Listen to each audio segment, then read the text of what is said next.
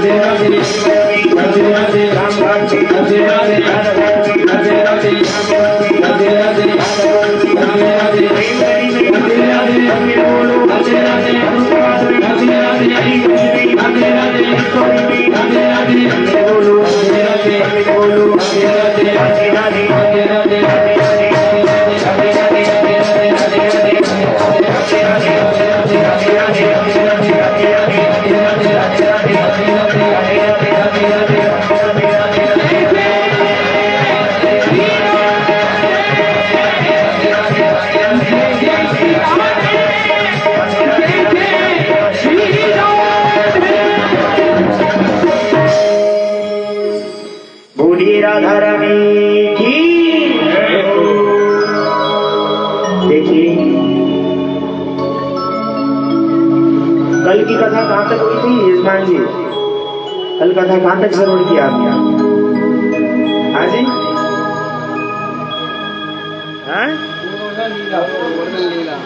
गोवर्धन लीला। देखिए भागवत में सुखदेव जी ने स्पष्ट रूप से राधा का नाम ले लिया, क्योंकि जब वो राधा का नाम ले लिया करते थे तो वो राधा का नाम लेते ही मूर्छित हो जाया करते थे। अपने इष्ट को जब वो ध्यान करते थे तो मूर्छित हो जाया करते थे। और राधा शब्द का इतना बड़ा महत्व है कि क्या बताएं हम आपको, क्योंकि राधा और गोपी शब्दों में हमारे सुखदेव जी ध्यान विलीन हो जाए करते थे। क्यों? कि राधा रास शब्दोच्चारणान् भक्तो मुक्तिं चराति सः धा शब्दोच्चारणेनैव धावत्येन हरिपदम्। देखिए दो शब्द हैं राधा में, एक रा एक धा। बोले रा शब्दोच्चारणात् भक्तो भक्तिं मुक्तिं चराति सः। बोले राधा रा शब्द के उच्चारण से भक्त को अत्यंत दुर्लभ भक्ति और मुक्ति की प्राप्ति हो जाती है। रा शब्द केवल रा बोलने से क्या क्या भक्ति मुक्ति ये एकदम दुर्लभ मतलब सहज आराम से प्राप्ति हो जाती है। और उसके बाद कहते हैं धा शब्द, और धा शब्द से हरिपद की ओर शीघ्र गमन हो जाता है। जो भगवान की तरफ खींच कर ले जाए उन्हीं को ही राधा कहते हैं। और कन्हैया कह रहे हैं, मैं नहीं कह रहा हूं, कन्हैया कि मम नाम सती नैव राधा नाम सत्कृतं समम् यस्मरेतु सदा राधां न जाने तस्य किं फलम्। देखिए राधा शब्द के विषय में कह रहे हैं कन्हैया। बोले भगवान कृष्ण कन्हैया कहते हैं मेरे 100 नाम और राधा का केवल एक नाम। कितना? एक नाम। कन्हैया कह रहे हैं कि कृष्ण कृष्ण को 100 बार कहने पर और राधा को एक बार कहने पर कितना फल मिलता है? बोलते हैं कि सते नहीं जो 100 फल कृष्ण कहने पर मिलता है वह फल केवल एक राधा कहने पर मिल जाता है। इसलिए सवेरे सवेरे अपने बच्चों को घर पर हम सभी लोगों को क्या सिखाना चाहिए? राधा राधे राधे राधे। जब उठे तो बालकों से राधे राधे करना है, सुबह सुबह नहीं। जब उनको संस्कार आप अच्छा दोगे, क्योंकि हम तो जा रहे हैं, कल चले जाएंगे। लेकिन एक बात हमारी जरूर आपको याद रहेगी, हम चाहते हैं कि जब हम यहाँ से जाएं तो आप लोगों के हृदय में राधा शब्द एकदम प्रगाढ़ होकर बैठ जाए। और आप अपने बच्चों को केवल यही सिखाएं, और कुछ सिखाने की जरूरत नहीं कि भगवान को बस ये कर, नहीं। केवल आप अपने लाला से कहना, अपने बच्चों से कहना कि सवेरे सवेरे उठते ही सबसे पहले आपको सभी से राधे राधे राधे राधे करना है। ये संस्कार बना लीजिए। जब सवेरे उठ गए, कोई भी मिले, चाहे स्नान हुआ चाहे न हुआ, भैया राधे राधे, ठीक हो? हाँ जी ठीक है। जो मिले उसी से ये राधे शब्द जब मिल जाएगा तो मैं कहता हूँ भगवान की आराधना करने की कोई आवश्यकता नहीं है आपको। स्वयं भगवान आपके साथ में आपकी जीवा में चल गए, ऐसा है। और आगे कहते हैं भगवान कि राधा नाम समम नास्ति नास्ति राधा समाम प्रिया नास्ति प्रेमवती राधा समाम जगत में परा। कहते हैं श्री कृष्ण जी कि तीनों लोकों में श्री राधा नाम की समान कोई दूसरा नाम नहीं। इसके समान श्री राधा के नाम के समान कोई नाम नहीं है। राधा नाम समम नास्ति नास्ति राधा समाम प्रिया। और कहते हैं कि श्री राधा के समान कोई दूसरी मुझे प्रिय भी नहीं लगती। जितना मैं प्रेम राधा शब्द से करता हूँ, राधा से करता हूँ, उतना प्रेम में और किसी चीज से नहीं करता हूँ। कथा आती है, एक कृष्णदास जी थे और रोज भगवान की आराधना करते थे, क्योंकि महाभारत के अनुशासन पर्व में लिखा, अगर कोई व्यक्ति निरंतर 12 वर्षों तक 13 वर्षों तक कन्हैया जी को फूल की माला ले जाकर निरंतर चढ़ाएगा ना उनके मंदिर में जाके, तो 13वें वर्ष के पहले दिन कन्हैया आपके सामने आकर खड़े हो जाएंगे। लेकिन रोज होना चाहिए, एक दिन भी नहीं टूटना चाहिए। रोज 12 वर्ष जब पूरे हो जाएंगे तो 13 वर्ष में कन्हैया आपके सामने खड़े हो जाएंगे। ये अनुशासन पर्व में पितामह भीष्म कह रहे हैं युधिष्ठिर जी से। और ऐसे ही एक हमारे जब उन्होंने कृष्णदास जी ने कथा को सुना तो उन्होंने क्या किया, नंद भवन है ना, नंद गांव में नंद भवन में कन्हैया जी की जो मूर्ति है ना, कन्हैया जी की मूर्ति में जाकर कहते थे, माला चढ़ाया करते थे और कहते थे कन्हैया जब मेरे 12 वर्ष पूरे हो जाए ना तुम आना मेरे घर। और गए। 1 महीना बीता, कन्हैया 1 महीना बीत गया। 2 महीना बीता, बोले कन्हैया 2 महीना बीत गया। 3 महीना बीता, बोले कन्हैया 3 महीना बीत गया। ऐसे करते जब 1 वर्ष बीत जाता, कन्हैया 1 वर्ष बीत गया। कन्हैया 2 वर्ष बीत गया। इस प्रकार कहने लगे कन्हैया 11 वर्ष बीत गया। कन्हैया अब 2 महीने रह गए हैं। कन्हैया अब 3 महीने रह गए हैं। जब 15 दिन रह गए तो कन्हैया के कानों में जाकर रोज कहते, और अंतिम दिन उन्होंने जाकर कहा कि कन्हैया आज मेरा अंतिम दिन है, मैं अब तुम्हारे ऊपर माला चढ़ाने नहीं आऊंगा, अब तुमको मेरे घर पर आना होगा। अब से मैं तुम्हारे पास में नहीं आने वाला, पर मैं तुम्हारा इंतजार अपने घर में करूंगा। इस प्रकार कन्हैया जी को कहकर बेचारे उल्टे पैर अपने घर गए। क्यों कि अब मैं लौट कर यहाँ आने वाला नहीं हूँ। कृष्णदास जी पहुंचे, 56 प्रकार का भोग बनाया, कई मालाएं बनाई कि आज कन्हैया मेरे घर आएगा और घर पर उसको मैं माला पहनाऊंगा। तो भक्त ने पूछा कि कन्हैया तो अकेले आएंगे, तो इतने सारे माला आपने क्यों बनाए? तो कृष्णदास जी कहते हैं कि कन्हैया के साथ ग्वाल वाली भी आएंगे, गायें भी आएंगी, बछड़े भी आएंगी, उनके लिए भी मैंने 56 प्रकार का भोग बनाया है, उनको भी मैं माला पहनाऊंगा, मेरा कन्हैया आज आएगा। तो आज इंतजार करते हैं, 10 बज गए, कन्हैया नहीं आए। उनको लगा कन्हैया गायों को चारा वारा दे के आएंगे। 12 बज गए तब नहीं आए कन्हैया। 2 बज गए नहीं आए। 3 बज गए कन्हैया नहीं आए। जब 4 बज गए तो उनका मन कमजोर हो गया, हृदय कमजोर हो गया कृष्णदास जी का। बोले अब मैं यहाँ रहने वाला नहीं हूँ, क्योंकि कन्हैया नहीं आया। तो उन्होंने क्या किया, थोड़े जो व्यंजन पकाए हुए थे, मिठाई वगैरह लड्डू, अपने थैले में रखकर वो बरसाना की ओर जाने लगे। जब बरसाना की ओर जाने लगे तो बीच रास्ते में खूब सारी गायें रास्ते सड़क को पार कर रही थी। तो वहां एक छोटा सा ग्वाला पीछे डंडा लटका, इस प्रकार से डंडे पर हाथ रखकर बोलता, अरे बाबा कहाँ जा रहे हो, रुक जाओ, गाय को निकल जाने दो, नहीं तो आपको चोट लग जाएगी।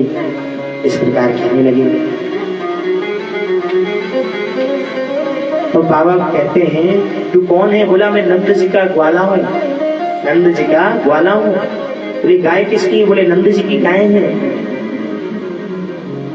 बोले कितनी गाय हैं अभी? बोले बहुत सारी गाय हैं बाबा, निकलने में समय लग जाएगा, आइए बैठकर बात करते हैं।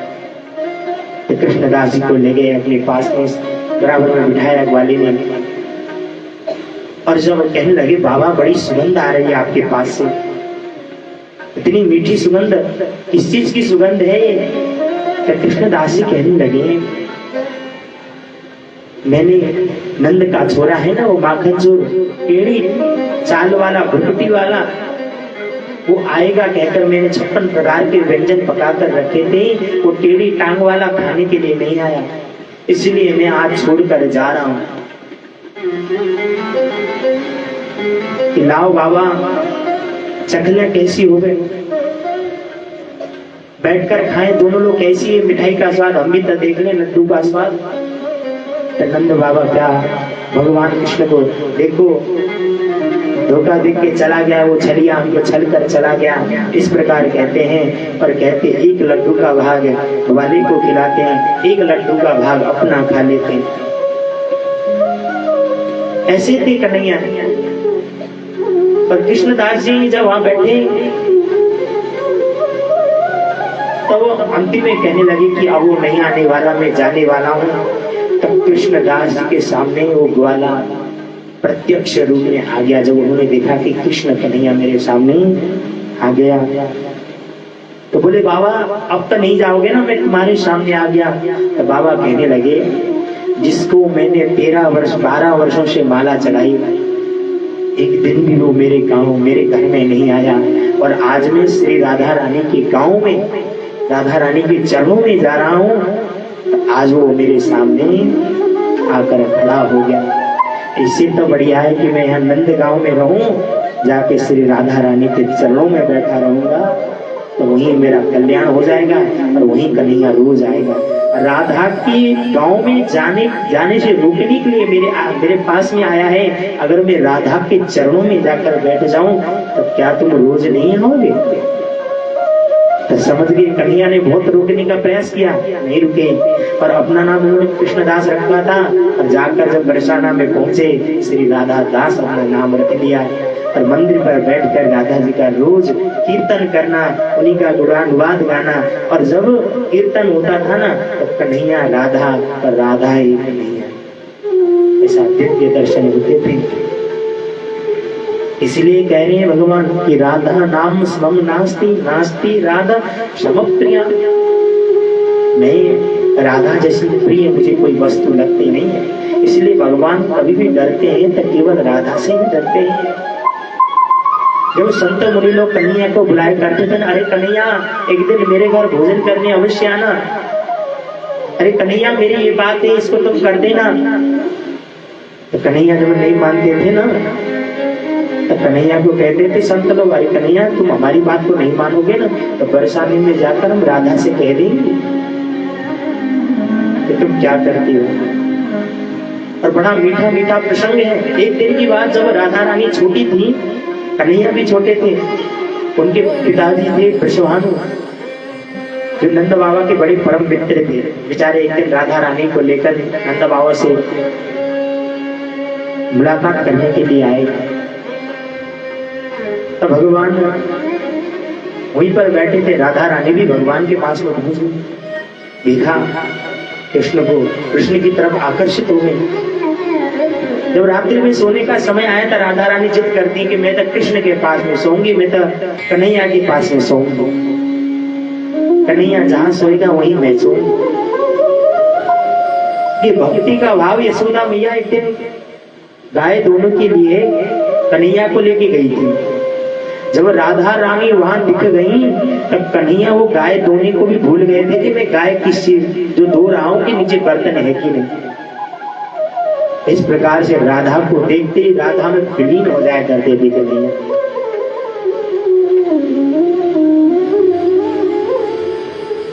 ऐसे थे कन्हैया।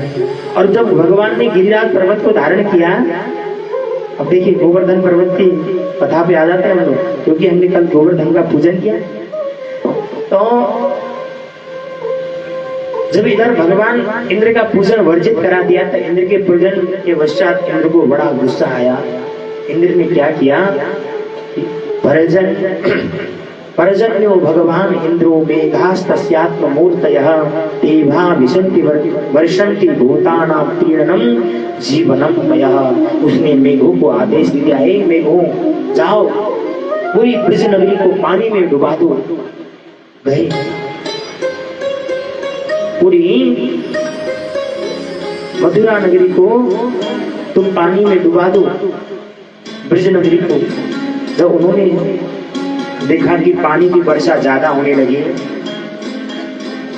तो पानी के वर्षा के समय सारे लोग पुकार करने लगे, अरे कन्हैया तेरा भगवान कहाँ है? तू तो कह रहा था तेरा भगवान प्राण बचाएगा, कहाँ है तेरा भगवान? बुला तेरे भगवान को, नहीं तो हम सारे लोग पानी में डूब के मर जाएंगे। कृष्ण कृष्ण महाभागा तत्प्राण नाथम गोकुलम प्रभो रातुर मरस्य देवान्ना कविताद भक्त वत्सभा। अरे कृष्ण बुला तेरे कन्हैया को। आज भगवान ने क्या किया है, कहा भगवान ने सब अपनी अपनी जितनी वस्तुएं अपने को काम लगती उतना ले आओ और इन गिरिराज के नीचे खड़े हो जाओ। भगवान ने कनिष्ठिका उंगली पर गिरिराज पर्वत को धारण किया है, तभी से एक नाम गिरिराज धारण की जय हो होने लगी। बोले गिरिराज महाराज की जय हो। ऐसे कन्हैया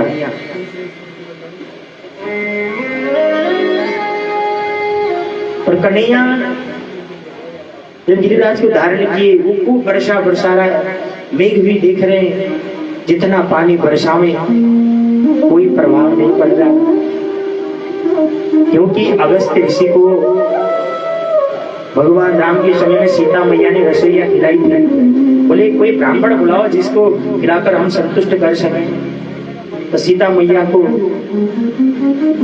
बड़ा अहंकार हो गया, मेरे जैसा कोई रसोईया खाना खिलाने वाला नहीं है। तो भगवान ने कहा कि जब अहंकार आ जाता है तो उस अहंकार को नाश भी करना पड़ता है। तो खूब भोजन कराया सीता मैया ने, रिद्धि सिद्धि को भी बुला लिया, गणेश की पत्नी को। कुछ नहीं हुआ, सारे के सारे जब खा गए, बीच में जाके सीता मैया बोल रही कि महाराज जल तब पी लो। बोल रही है कि जल तब पी लो। बोले अभी भोजन तृप्त हुआ नहीं तो जल कैसे पी लेंगे, लाइए। जब सारा का सारा भंडार गृह अयोध्या का खत्म हो गया तो भगवान राम के शरण में पहुंची है सीता जी। अब तो कुछ करो प्रभु, ऐसे ब्राह्मण कहां से आ गए। तो उन्होंने जाकर जब तुलसी पत्र उनको दिया तो वो तुलसी पत्र उन्होंने ले लिया, खा लिया। तब भोजन का तृप्त हो गया, अब जल से। तो बोले रोटी पर इतना खाया है तो जल कितना पिएंगे। तो भगवान ने उनसे कहा कि इस युग में मैंने आपको भोजन कराया है, और दूसरी बार जब आएंगे तो मैं आपको आप जो जल मैंने नहीं पिलाया वो जल मैं आपको पिलाऊंगा। तो आज भगवान ने क्या किया है, ऋषि को बुलाया, आमंत्रण कर दिया। जितनी भी वर्षा इंद्र कर रहा है सारी वर्षा के जलों को भगवान वो ऋषि जो पान करते जा रहे हैं, उधर शक्र भी जल को सुखाता हुआ जा रहा है। जब कुछ समय बीत गया तो जितने भी थे तो वहां पे एक बढ़िया सुंदर प्रसंग आता है। यशोदा मैया कहती है कि अगर यहाँ राधिका आ गई तब कन्हैया छोड़ देंगे। अगर यहाँ राधिका आ गई तो गिरिराज को कन्हैया छोड़ देंगे। तो वहां आ गई थी राधिका। बोले कान्हा कहाँ है, कान्हा कहाँ है हमारा। तो यशोदा मैया चुपचाप राधिका को पकड़ के ले गई सारी। बोली जब जब तू आएगी कन्हैया छोड़ देगा, सारे के सारे मर जाएंगे तब के नीचे बता। तो कन्हैया ने जब राधा के ऊपर दृष्टि पड़ी तो थोड़ा सा हल्का कर दिया था कन्हैया ने। तो वो तो यशोदा मैया थी वहां, यशोदा मैया को पता था कन्हैया की कमजोरी केवल राधा है। तो यशोदा मैया राधा से कहती कि तू बताए कर मेरे कान्हा से मिलने की। जब जब तू मिलवे को आवे तो मेरे कान्हा अपने आप को खोए सो देखे। तो आज गिरिराज महाराज की धारण करके सब ब्रजवासियों का भगवान रक्षा किए। तो कुछ ग्वाले कहने लगे कि कान्हा तेरे में इतना बल कहां से आता है, तूने इतना उठा दिया।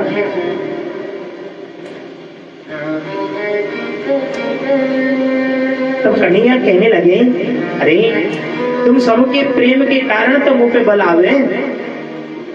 तुम सबन के घर में जाके मैं रोटी को खाऊं तब जाके वह रोटी की शक्ति ते मुंह में पावर आवे, और उन्हीं रोटी के पावर पे मैं आज गिरिराज को उठा पाऊं। लेकिन कन्हैया यही मारे तो हम कह रहे हैं कि हम कैसे कैसे दुबरे से पतरे से दिखे, हमारी सब शक्ति तू ले जावे। यही मारे तो हम दुबले से हैं।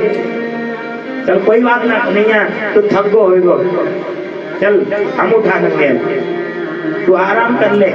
जब वो अपने अपने डंडे को लेकर जब ऊपर लगाते हैं ना तब कन्हैया धीरे से थोड़ा सा नीचे कर देते हैं, जब डंडी फटने लगती। अरे कन्हैया तू ही उठा, हमें पता चल गई तेने हमारी सब शक्ति ले ली है, या हमारे डंडन में वो शक्ति ना बची। आज कन्हैया ने उस पर्वत को धारण करके बचाया है। और इसके बाद इंद्र जब देखता है, इंद्र का जो अहंकार था वो नाश हो गया। इंद्र का अहंकार क्या हो गया, नाश। उसको बोध करा दिया भगवान ने, कर बिना कर्म के फल नहीं मिलता। तुम्हारा एक कर्म है और तुम जबरदस्ती लोगों से पूजा करवाना चाहते हो। कर्म का ज्ञान बोध कराया है वहां पर भगवान ने इंद्र को। और उसके पश्चात जब इंद्र को ज्ञान होने लगा तो आज भगवान से माफी मांगने के लिए आता है और कहता है विशुद्ध सत्वं तव धाम शांतम तपोमयं ध्वस्तरजस्तमस्तम्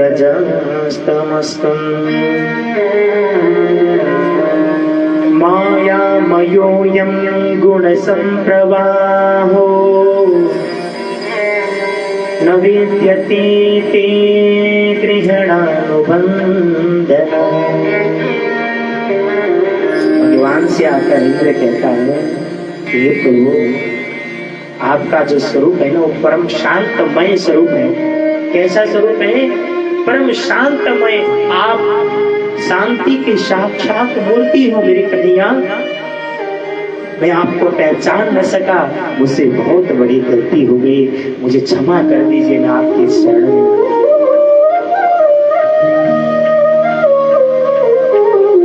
आपने मेरे अंदर जो अहंकार थी ना, मेरे अंदर उस अहंकार को आपने नाश कर दिया कन्हैया। भगवान से जाकर इंद्र इस प्रकार कह रहा है, और मैं आपके ज्ञान के स्वरूप से परिचित नहीं था, सो मुझसे गलती हो गई प्रभु, मुझे क्षमा कर दो। तो भगवान कहते हैं कि इंद्र, जो तुम में ऐश्वर्य का घमंड आ गया है कि तुम बहुत बड़े राजा हो, मेरे पास बहुत शक्ति है, मेरे पास बहुत वैभव है, मेरे पास बहुत पैसा है, तुम्हारे इस अहंकार को मैं नाश करना चाहता था, और तुम्हारे इसी अहंकार ने तुमको डुबा रखा है। इस प्रकार आज भगवान कहते हैं,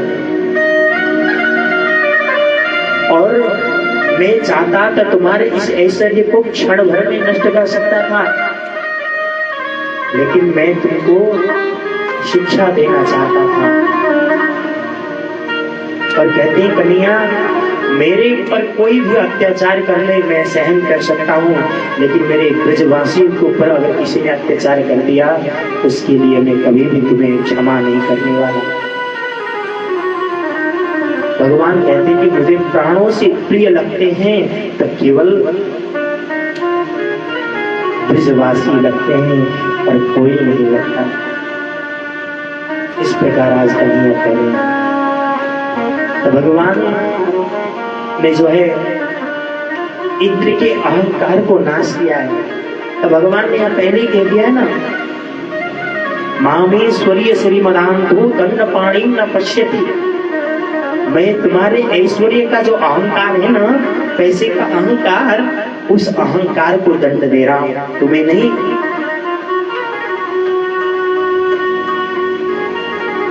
तो आज कन्हैया इतनी सुंदर तरीका से कहते हैं, और इधर इंद्र भगवान से माफी मांगकर क्षमा मांगकर चला जाता है। सभी लोग अपने अपने स्थान पर सामान को लेकर चले जाते हैं, जहां से उनका स्थान था। और आज के कलयुग में एक तिरुपति बालाजी और साक्षात्कार में श्री गोवर्धन भगवान और उज्जैन के महाकालेश्वर भगवान, ये तीन देवता इस युग में आज भी साक्षात्कार हुए, जो मनोकामना को पूर्ण करते हैं। ऐसे साक्षात्कार भगवान आज के युग में हैं। गिरिराज पे जाकर कोई भी इच्छा हो, जाकर उनकी एक परिक्रमा कर लेना दूध के धार से, और वो आपकी इच्छा पूर्ण नहीं हुई तो आप कभी भी भगवान के ऊपर विश्वास न करना। ऐसे हैं गिरिराज भगवान। बोलिए राधे राधे। एकादश्यां निराहार समभ्यर्च जनार्दनम् स्नानं तुम नन्दस्तु कालिन्द्या द्वादश्य जलमाविशत।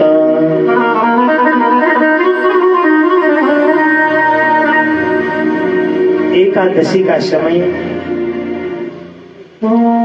एक दिन नंद बाबा एकादशी तिथि को समझकर रात्रि के ठीक रात्रि में जो यमुना नहाने चले गए। 6 बजे सुबह, जैसे 4 बजे नहाना जाना पड़ता था, 4 बजे से पहले चले गए। देखिए नदी में नहाने का भी विधान बताया है। यहाँ पर नदी में स्नान करने का भी विधान बताया है कि कब कब नदी में स्नान करना चाहिए।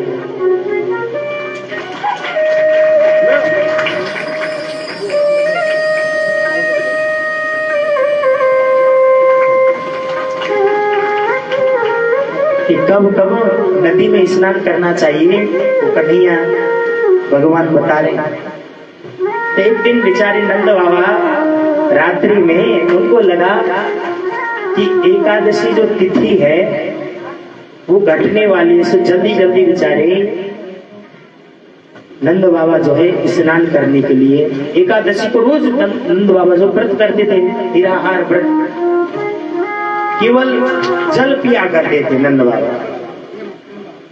और बेचारे अनजाने में नंद बाबा असुरों की बेला में ही यमुना जी में स्नान करने को चले गए। जब यमुना जी में स्नान करने के लिए कन्हैया चले गए नंद बाबा, तब वरुण लोक के जो सैनिक थे ना, उन लोगों ने नंद बाबा को पकड़ लिया और पकड़कर वरुण लोक में ले गए। और वरुण लोक में ले जाने के पश्चात उनको बंदी बना लिया। तो इधर भगवान देखने के पिताजी तक गावा तक गए थे, गंगा यमुना नहाने, अभी तक लौट के नहीं आए। तो आज भगवान वरुण लोक में गए और वरुण लोक में जाकर कहा कि आपने मेरे पिता को बंदी बना लिया। तब राजा जो है, वरुण लोक के राजा वरुण थे, वो कहने लगे कि मुझे ज्ञान नहीं था प्रभु, ये आपके पिताजी हैं, लेकिन समय से पहले असुर बेला में ये स्नान करने के लिए आ गए थे, तो ये किसने दुष्टता की, इसलिए हमें बंदी बना लिया, आपको ज्ञान नहीं था, हम आपसे क्षमा मांगते हैं। अगर आपके पिताजी ने इस प्रकार भगवान से उन्होंने क्षमा मांगी तो अपने पिताजी को लौटा कर लेके आए। तो इसलिए कहते हैं कि नदी में, नल में नहाने की एक बेला होती है, शाम को 7 बजे तक स्नान करनी चाहिए नदी तीर्थों में, सुबह 4 बजे से शुभारंभ होगी।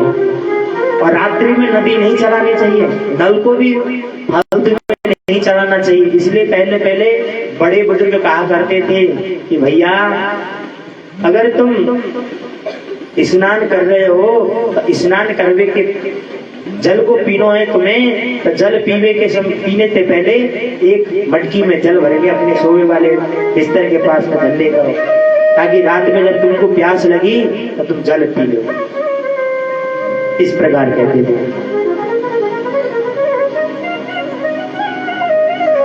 रात्रि की बेला में भी नल को छूना, नल को चलाना वर्जित लिखा है, नहीं चलानी चाहिए। उस समय बेला होती, उस समय किसका अपमान होता है? वरुण जी का।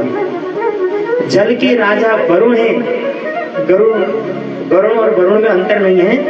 ध्वजा जो है वरुण और जल के राजा वरुण। अगर नल में जाकर किसी की आराधना होती है तो वरुण भगवान की आराधना होती है। तो इसलिए बताया गया कि समय न होने पर जल को, टूटी को छूना भी नहीं चाहिए। समझाया। तो आज पिताजी को लेके आए और उसके पश्चात भागवत के जिस अध्याय को हम प्राण कहते हैं, उस प्राणों में एक अध्याय कह रहे हैं, अब यहाँ आती है, बड़ी सुंदर है, ध्यान से सुनिएगा कि भगवान पिवारात्रि सरदोत्फुल्लिका मल्लिका वीक्षं रन्तु मनश्चक्रे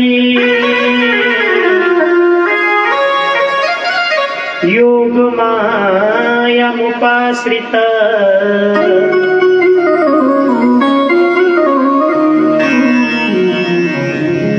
योग माया को अपनाकर शरद पूर्णिमा को रात्रि में भगवान रमण करने की इच्छा से भगवान ने बड़ी सुंदर बंसी बजाई। इतनी मधुर बंसी बजाई कन्हैया की बंसी, जिस बंसी को सुनकर सारे लोग काम काज को छोड़ दिया करते थे। जो वो बंसी की तान गोपियों की कान में पड़ी ना, सारी की सारी गोपियां उस बंसी की ओर, उस बंसी की धुन में विमोह हो गई। ऐसी बंसी की धुन, ऐसी बंसी की तान, गोपियां जो सी काम कर रही थी, जैसा जैसा काम कर रही थी, उसी काम को उन्होंने वहीं पे छोड़ दिया। और भगवान आप बड़ी सुंदर कहते निसम्य गीतम तदनंग वरधनम ब्रज स्त्रिय कृष्ण गृहीत मानस आजगमुरण्योन्यमलं चितोद्यमा सयत्र कांतो जबलोलला। और रात्रि के गीत, उस रात्रि के गीत की गुनगुनानी एक गोपी गायिका दूर दो रही थी। उसने डोंगी को पटक कर वो भाग चली। दूसरी गोपी चूल्हे पर दूध को गर्म कर रही थी। उस दूध को वैसे ही छोड़कर बंसी की ओर खींच खींच कर चली गई। और कोई गोपी तो जाके अपने सास को भोजन परस रही थी, तो भोजन परोसते परोसते छोड़कर चली गई। कोई अपने बच्चों को स्तनपान करा रहे थे, वो भी ऐसे अपने बच्चों को छोड़कर चली गई। कोई अपने पति की सेवा कर रही थी गोपियां, वो भी भगवान की बंसी की ओर खिंची खिंची खिंची खिंची चली गई।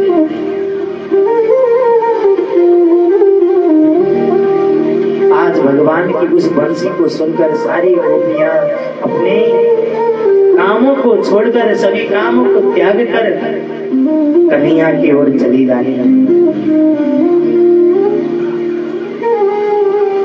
आज कन्हैया की बंसी को सुनकर सारी गोपियां उनके ऊपर मोहित हो जाती हैं। ऐसी बंसी कहाँ से बज रही है, ऐसी बंसी की धुन कहाँ से आ रही है, ऐसी बंसी बजी थी। जब सारी गोपियां जहाँ पर भगवान की बंसी बज रही थी ना, जहाँ से कन्हैया बंसी को बजा रहे थे, उस जगह पर पहुंची। आज कहती है, भगवान कहते हैं स्वागतम वो महाभागा प्रियम किम करवाणि वा ब्रजस्यानामयं कच्चित् ब्रूतातमन कारणम्। हे गोपियां, आपका स्वागत है। हे ब्रज की सुंदर स्त्रियां, आपका स्वागत है।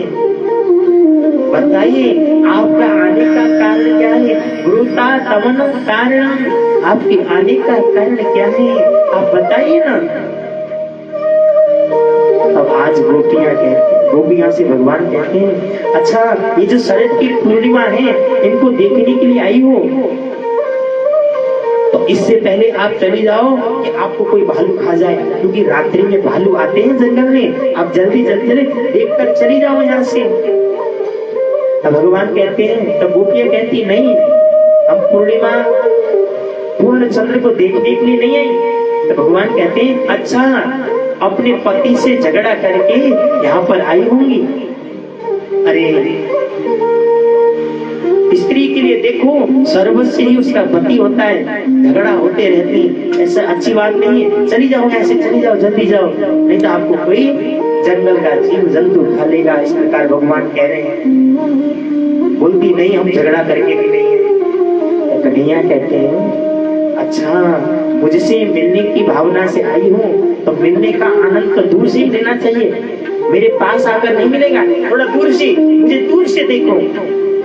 इस प्रकार आज कन्हैया गोपियां से कहे कि दूर से आप मुझसे मिलो, मैं पास से नहीं।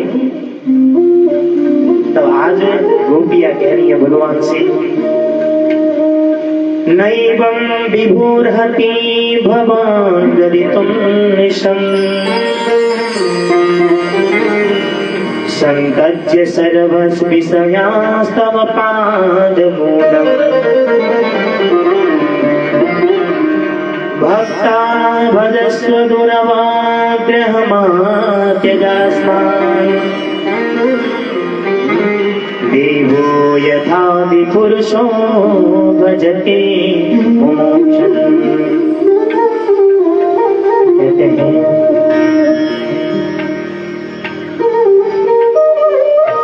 प्रभु हम आपके पास जब आए हैं, कहते हैं कि अर्हति गदितु मां नृशंसिम एवं भवान विभुः। हे सर्वव्यापक, आपको इस तरह निष्ठुर वचन बोलकर आप लोगों से अच्छा लगता है? आपको हमारे दिल को दुखाना क्या अच्छा लगता है? हमने सुना आप सबको प्रसन्नता, खुशी, प्रेम करते हैं और प्रेम की वाणी बोलते हैं, और आज आपकी वाणी में कठोरपन शोभा नहीं देता कन्हैया, ये शोभा नहीं देता। इस प्रकार कह रही है, और कह रही है हम आपके पास कोई काम के विषय से नहीं, हम समस्त विषयों को त्याग कर, हम समस्त विषयों को त्याग कर छोड़कर आपके चरणों में आए हैं, आपकी शरण में आए हैं। हमारा त्याग मत कीजिए, हमको मत छोड़िए कन्हैया, हमको अपने से दूर मत करिए। हे कन्हैया, हे कन्हैया, आप हमको त्याग मत कीजिए। इस प्रकार कह रही है। हे प्रभु, हमारा मन घर के कामों में लग रहा था, किंतु अब तो हमारे हाथ पैर हमारे बस में नहीं है। जब जब आपकी बंसी हमारे कानों पर पड़ी है ना, तो हमारा ये शरीर हमारे बस में नहीं है। ऐसा लगता है कोई हमारे हाथों को खींच रहा हो, कोई हमको जबरदस्ती कह रहा हो, अरे तू चल, अरे तू चल, चल, तुझे कहाँ जाना है, चल, यहाँ क्यों बैठी है? इस प्रकार हमको कोई खींच रहा हो। हमारा ये तन हमारे बस में नहीं है प्रभु, हमारे बस में नहीं है। इस प्रकार कहने होती है।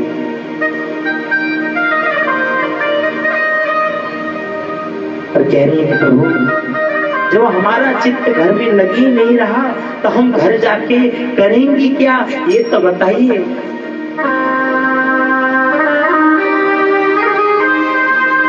चित्तम सुखेन भवता प्रहतं देशो यन्निर्विसर्पितकरावपि गृह्यकृत्य। अरे हम घर में जाके क्या करेंगे, ये बताइए ना आप हमको। हमारा चित्त तो केवल आप में लगा है, हमारा चित्त तो आप में ही समर्पित है। हम घर जाकर क्या करेंगे? आज इस प्रकार कह रही है सभी लोग। हे प्रभु, अपने अधरामृत से, अलौकिक रस प्रवाह से हमारे सभी सिंचित, हम सभी को सिंचित मतलब शुद्धिकरण करने। इस प्रकार कह रही है। भगवान गोपियों के साथ यमुना जी के तट पर आए तथा भगवान ने उन गोपियों के साथ हाथ फैलाना, आलिंगन करना आदि क्रियाओं में द्वारा क्रीड़ा करने लगे, खूब नाचने लगे, झूमने लगे। आज गोपियां कहनी, अरे तेरी मुरली, तेरी बंसी की धुन सुनकर मैं बरसाने से आई हूँ। तेरी मुरली की धुन सुनकर मैं बरसाने से आई हूँ। तेरी मुरली की धुन सुनकर मैं बरसाने से आई हूँ।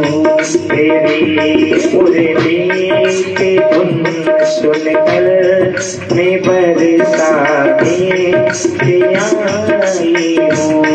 तेरी मुरली की धुन सुनकर मैं बरसाने से आई हूँ।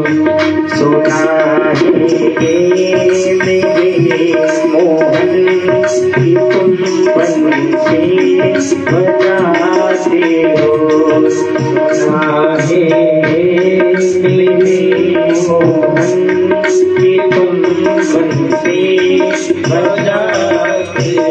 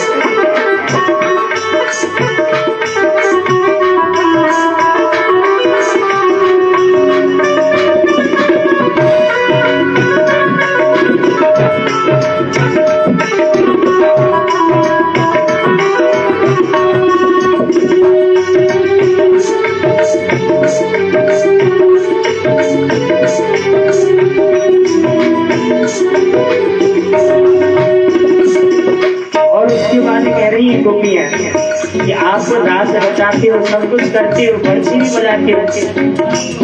सुना है मेरे मोहन कि तुम बंसी बजाते हो। सुना है मेरे मोहन कि तुम बंसी बजाते हो। मेरे रसिया ओ मन बसिया मैं मुरली साथ गाई हूँ।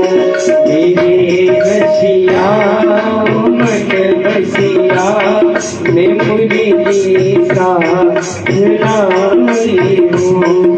तेरे बंसी की धुन सुनकर मैं बरसाने से आई हूँ। तेरे बंसी की धुन सुनकर मैं बरसाने से आई हूँ। जय हो।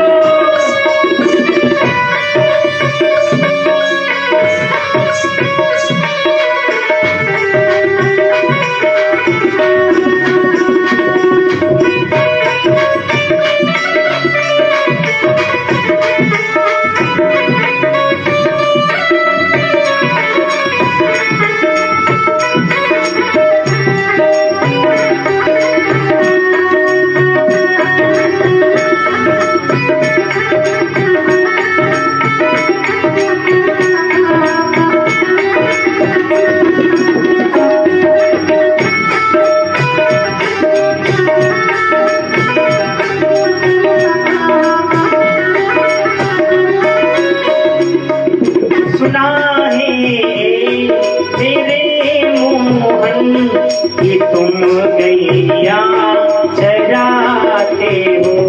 सुना है मन मोहन कि तुम गैया चराते हो। मेरे रसिया ओ मन बसिया मैं गैया लाई हूँ।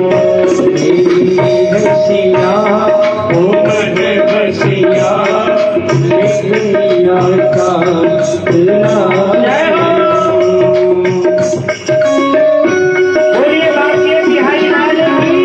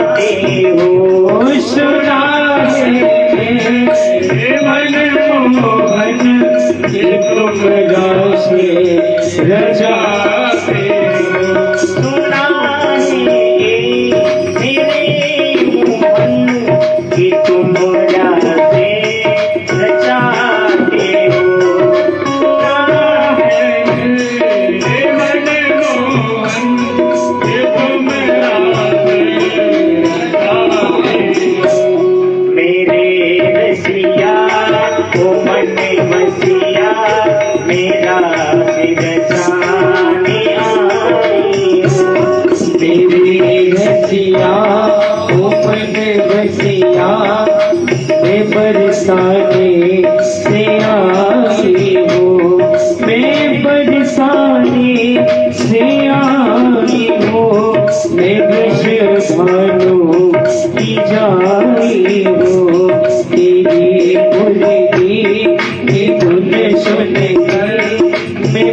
बरसाने से आई हो, तेरी मुर्गी की धुन सुन के मैं बरसाने से आई हो, मैं बरसाने से आई हो, मैं बरसाने से आई हो।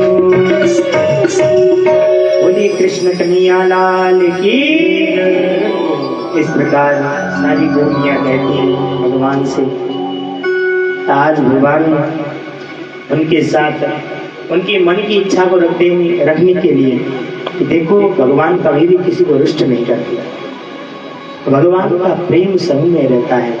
और भगवान कहते कि अंतर्हिते भगवती सह सैव ब्रजांगना।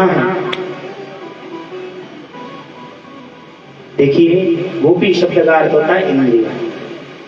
गो माने इंद्रिय, पी माने भक्ति। जो इंद्रियों को कंट्रोल करके भक्ति में लग जाए उसी को ही गोपी कहते हैं। गोपी बनना कोई सहज की बात नहीं है, क्योंकि गोपी बनने के लिए पहले अपनी इंद्रियों को, यहाँ कह रही है ना कि हे भगवान भक्ताम भजस्व दुर्वग्रहमाम तेजस्मान। हम अपने समस्त काम विषयों को त्याग कर आपके भक्ति में लीन होने के लिए हम आए हैं, ना कि काम विषयों में लिप्त होने के लिए नहीं। कह रहे हैं कि भक्त मतलब आपके भक्ति में लीन, आप में लीन, आप में मिल जाने के लिए हम आए हैं। हमारे अंदर कोई ऐसा काम में सुख नहीं है। हम सभी काम को छोड़कर, विषय वासनाओं को छोड़कर केवल हम आप में लीन होना चाहती हैं, आपको भजना चाहती हैं। भजस्वम दुर्वग्रहमाम तेजस्मान और देवो यथादि पुरुषो भजते मुमुक्षण। ये प्रभु हम आपको भजनीय, हमें आपसे दूर कभी मत करिएगा। ये कह रही है गोपियां। ऐसी है क्योंकि जिनके शब्द के आगे पहले लिखा है कि हमने इंद्रियों को मार दिया है, इंद्रियों को कंट्रोल में कर लिया है, हमारे अंदर इंद्रिय नहीं है।